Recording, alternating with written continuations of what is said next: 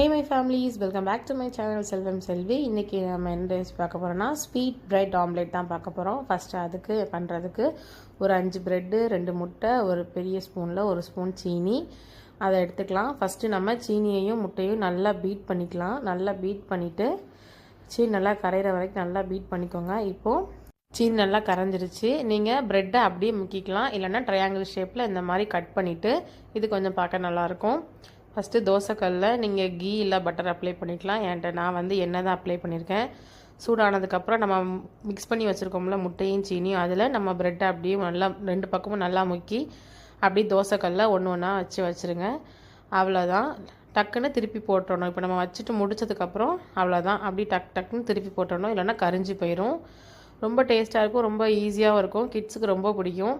Try பண்ணி பார்த்துட்டு recipe எப்படி இருக்குன்னு சொல்லுங்கள். இந்த மாதிரி யாரெல்லாம் சாப்பிட்ருக்கீங்களோ அவங்கெல்லாம் கமெண்ட்ஸில் சொல்லுங்கள்.